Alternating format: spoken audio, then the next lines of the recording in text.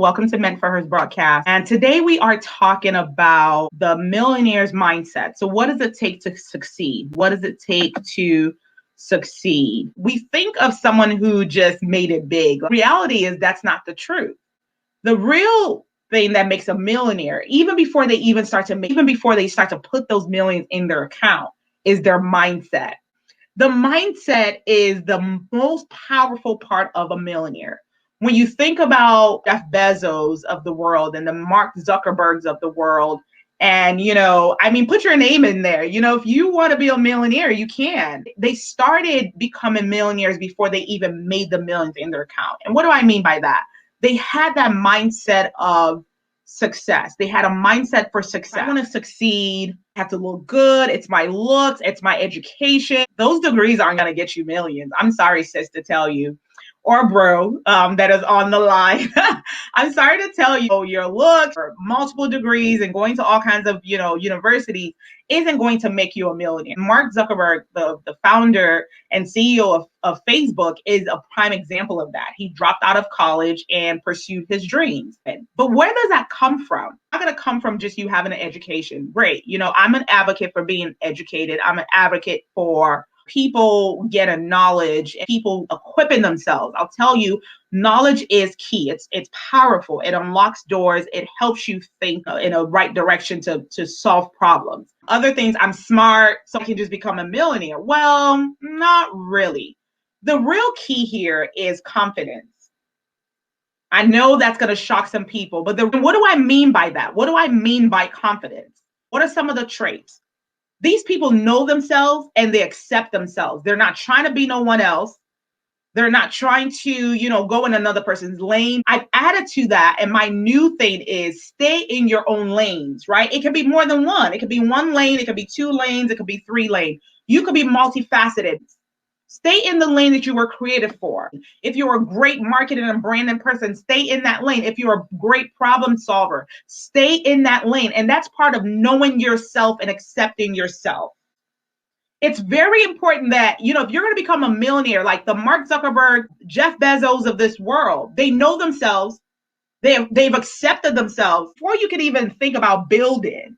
Because when you know yourself, you know what your strengths are, you know what your weaknesses are, you know where, and then you start to know where opportunities lie, where threats lie, because you know where your strength and your weaknesses are. So once you know that, what's the next thing? You could then build a team, because now you're comfortable. You know yourself, you know what your strengths are, you know what your weaknesses are, you know what areas that you're weak in that you could fill. Before you collaborate, you got to know yourself. Are there synergies? This is what corporate companies do. This is what the Fortune 500s and the Fortune 200s do. The Fortune 100s, this is what they do. When they sign agreements with other companies, they're looking for people who can help them fill their gaps. So know yourself and accept yourself. That's the first thing. The number 2 is to believe in yourself and have faith in your own abilities. Because it's not enough to just know yourself and accept yourself. Part of accepting yourself is now believing in yourself. Believing that the gifts and the talents that you have, those strengths, are good enough. This is why you find a lot of people move from lanes. You weren't created to be a business strategist. That tells me you don't know yourself. You've not accepted yourself. You're trying to be somebody else. So after we've moved beyond the point of knowing yourself and accepting yourself, then now you can believe in yourself and have faith in your own abilities. And that opens doors, because then that allows you to collaborate with other people.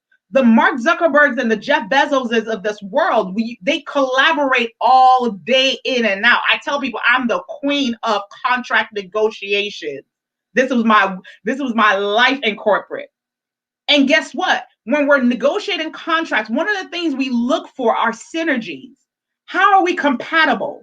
What areas can you help, lift me up in the areas that I may not be strong in? Number 3 is minimize limited beliefs. Minimize what? Limited beliefs. Never allow negative self-talk into your mind. People who believe in themselves practice this all through. Stay positive. What are some of the ways you can stay positive? Think of problems as opportunities. Number 4, embrace challenges as a means for growth. Yes, it's important. See it as an opportunity to learn, to grow. I shared in a past broadcast about how to turn failure into profit.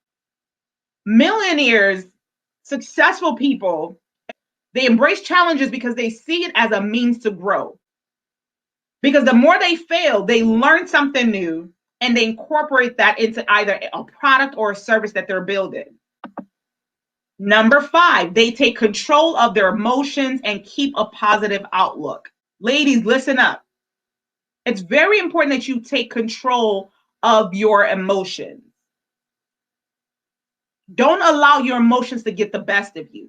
Don't allow one bad day to ruin your entire life. Don't allow one bad day to dictate your entire quarter. If it doesn't work out today, it's going to work out tomorrow. All right. Be comfortable in your own skin, right? Be comfortable in your own skin. This is something that initially growing up, I struggled with it for many reasons. I struggled with it because I grew up in an area where a lot of people didn't come from my background. And then that changed a little bit in college. I went to a HBCU, got comfortable in my skin for some time, and then I got thrusted back into, a male-dominated Caucasian industry. And I remember my first job, my boss, he sat me down and said, look, there are some challenges that you're going to encounter because you're a woman of color in a male-dominated industry.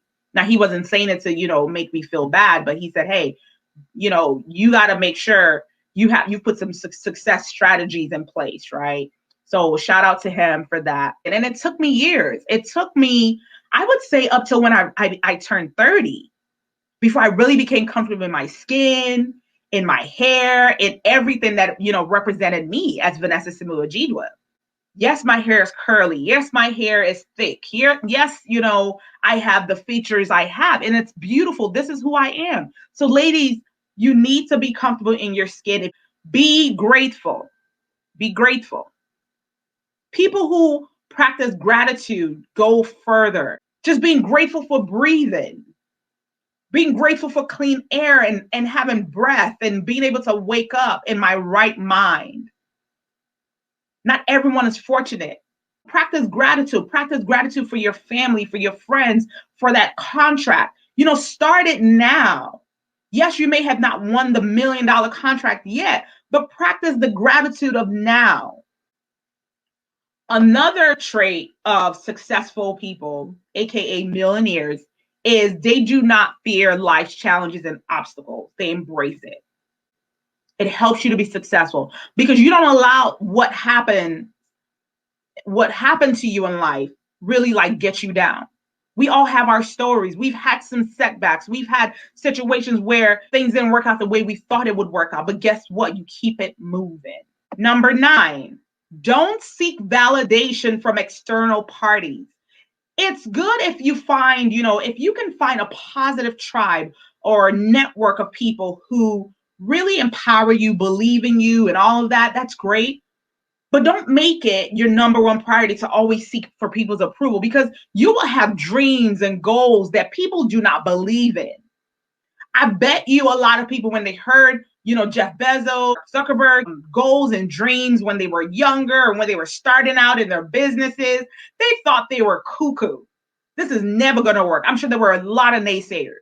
Successful people, aka millionaires, one of the things is that they don't seek validation from external parties. Once they have a gut instinct, they pursue it, they focus, and they deliver. They may have to pivot along the way. They may have to make some amendments here and there to their goals and their dreams, but nonetheless, they do not seek validation from external parties. Number 10 really ties everything well together. You build a network. One of my goals in 2021 is to surround myself with people who are way smarter than me, who are brilliant, who have gone ahead and done some of the things that I want to still do. That's one of my goals for 2021. So I encourage you, build a network of supporters who believe in you, but also not just a network of supporters who believe in you, but build a network of people who are intelligent, people who are resourceful, people who are supporters. Everyone has their role to play. if you want to be successful, if you want to be a successful person, aka a millionaire, build a network of supporters. I really hope you've enjoyed today's broadcast. This is Vanessa Samua-Jidwa, the CEO and founder of Meant for Her. Thank you so much for listening. Have a wonderful day. Take care.